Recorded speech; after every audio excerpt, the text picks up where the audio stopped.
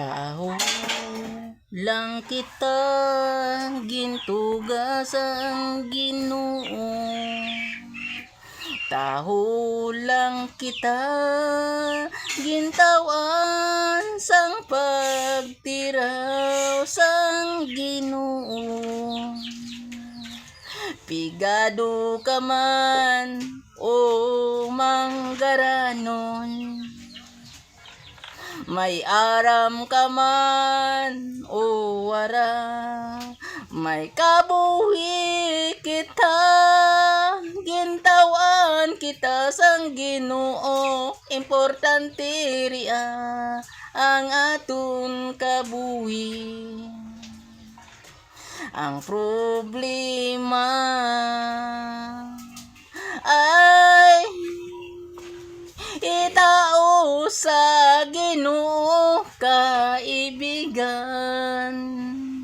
Hindi nyo pagsunda ang iba. Makita naton sa social media, dahil sa problema naduraan sanda pag-asa. Problema wara ron ti paglaom, kaluloy mga bata o mga nobyo-nobya ginikanan tungod sa problema.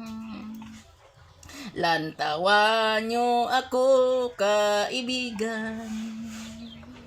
Lantawan nyo akong irong sobra kabahol.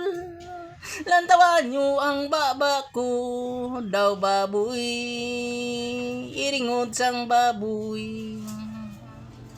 Lantawan nyo akong nga untol, daw isa ka elephante.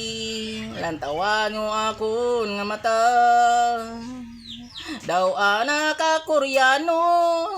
Talalantawan nyo akon nga talinga, daw talinga ka baka. Inyo pagsundot akon ginahimo, pakit bato naton ang problema. Hindi kita magikog sa aton kaugalingon.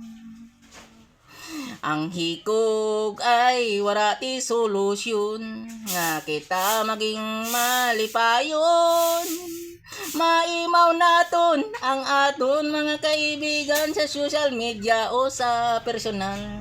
Labi na gid sa aton pinalangga nga ginikanan, o mga bata nobyo-nobya, kaibigan, pamatiin ninyo.